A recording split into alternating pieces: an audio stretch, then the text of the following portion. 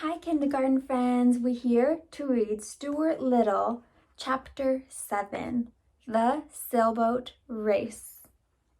When the people in Central Park learned that one of the toy sailboats was being steered by a mouse in a sailor suit, they all came running. Soon the shores of the pond were so crowded that a policeman was sent from headquarters to announce that everybody would have to stop pushing. But nobody did. So many people, right, want to go see the mouse steering the sailboat that they're running and pushing each other in the crowd because they all want to get there to see it. People in New York like to push each other. The most excited person of all was the boy who owned the Lillian B. Wormrath. He was a fat, sulky boy of 12 named Leroy. He wore a blue serge suit and a white necktie stained with orange juice. "Come back here," he called to Stuart. "Come back here and get on my boat. I want you to steer my boat. I will pay you $5 a week, and you can have every Thursday afternoon off and a radio in your room." "I thank you for your kind offer," replied Stuart, "but I am happy aboard the Wasp, happier than I have ever been before in all of my life." And with that, he spun the wheel over smartly and headed his schooner down towards the starting line, where Leroy was turning his boat around by poking it with a long stick, ready for the start of the race. So there's a picture of all the people running over the hills because they want to go see Stuart.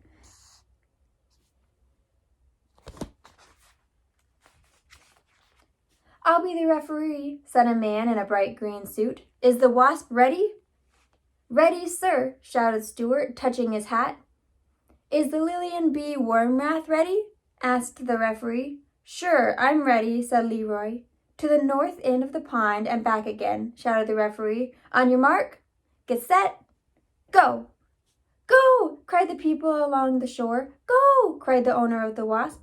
"Go!" yelled the policeman, and away went the two boats for the north end of the pond, while the seagulls wheeled and cried overhead, and the taxicabs tooted and honked from 72nd Street, and the west wind, which had come halfway across America to get to Central Park, sang and whistled in the rigging and blew spray across the decks, stinging Stuart's cheeks with tiny fragments of flying peanut shell tossed up from the foamy deep. "This is the life for me," Stuart murmured for himself. "What a ship, what a day, what a race." Before the two boats had gone many feet, however, an accident happened on shore. The people were pushing each other harder and harder in their eagerness to see the sport. And although they really didn't mean to, they pushed the policeman so hard, they pushed him right off the concrete wall and into the pond. He hit the water in a sitting position and got wet clear up to the third button on his jacket. He was soaked. There's a picture of him getting pushed off, falling in the water.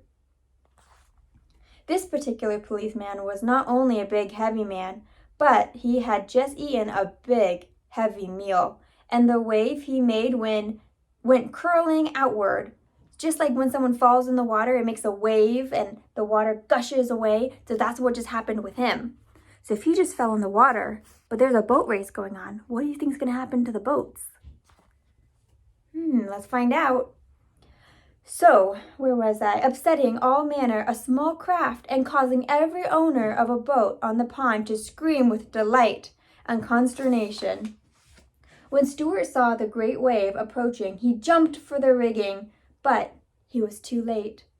Towering above the Wasp like a mountain, the wave came crashing and piling along the deck, caught Stuart up, and swept him over the side and into the water where everybody supposed he would drown. Oh no, so Stuart, this little mouse, just fell off the boat because of that huge wave caused by the policeman falling in. Now everyone's worried. They supposed he would drown. They're worried he's going to drown. Stuart, though, had no intention of drowning. He kicked hard with his feet and thrashed hard with his tail, and in a minute or two he climbed back aboard the schooner, cold and wet, but quite unharmed. As he took his place at the helm, he could hear people cheering for him and calling. There's a picture of him thrashing in the water, trying to get back on the boat. And look, he made it. At a mouse, Stuart, at a mouse. He looked over and saw that the wave had capsized the Lillian B. Wormrath, but that she had righted herself and was sailing on her course close by. So both boats are okay and they're still both in the race. And she stayed close alongside till both boats reached the north end of the pond. Here, Stuart pushed the Wasp about and Leroy turned the Lillian around with his stick. And away the two boats went for the finish line. This race isn't over yet, thought Stuart.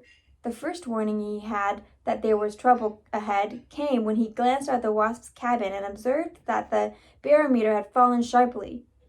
That can mean only one thing: sea dirty weather. Suddenly, a dark cloud swept across the sun, blotting it out and leaving the earth in shadow. Stuart shivered in his wet clothes. Oh, he's so cold. He turned up his sailor blouse closer around his neck, like this, close to his neck.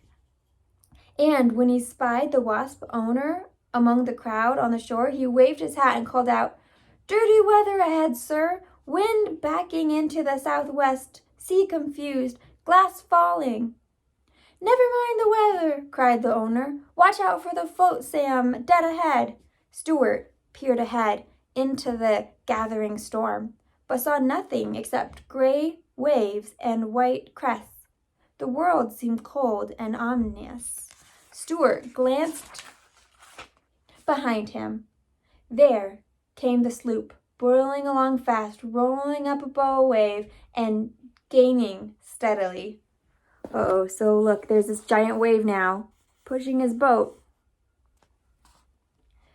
"Look out, Stuart! Look out where you're going!" Stuart strained his eyes to try to see like this. He strained his eyes, and suddenly, dead ahead, right in the path of the Wasp, he saw an enormous paper bag looming up on the surface of the pond. The bag was empty and riding high. Its open end gaped wide like the mouth of a cave. So remember, he's seeing a paper bag, right?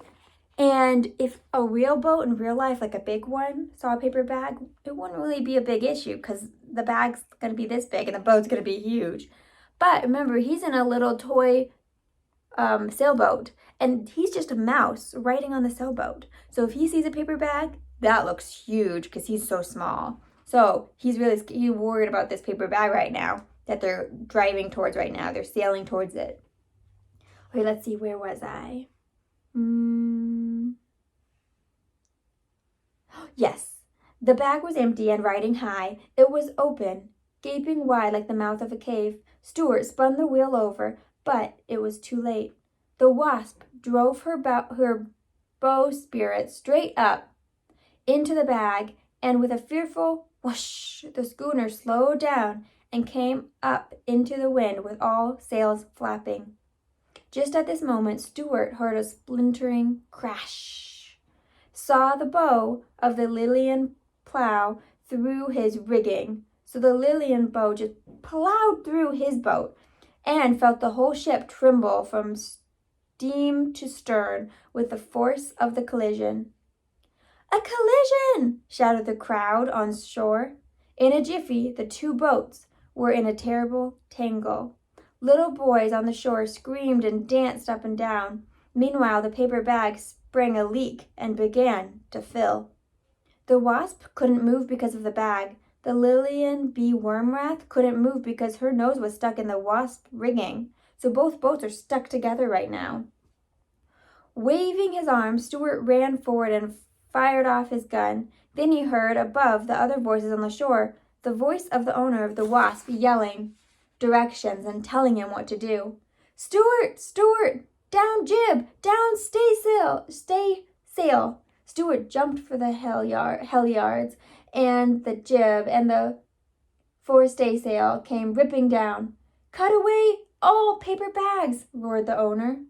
Stuart whipped out his pocket knife and slashed away bravely at the soggy bag until he had the deck cleared. "Now back to your foresail and give her a full," screamed the owner of the Wasp. Stuart grabbed the foresail, boom and pulled with all his might. Slowly, the schooner paid off and began to gather headway. So this is him with his pocket knife, slashing the paper bag, trying to get it untangled. And as she heeled over the breeze, she rolled her rail out from under the Lillian's nose, shook herself free, and stood away to the south hard. A loud cheer went up from the bank. Stuart sprang to the wheel and answered it. Then he looked back. To his great joy, he perceived that the Lillian had gone off in a wind direction and was yawning all over the pond.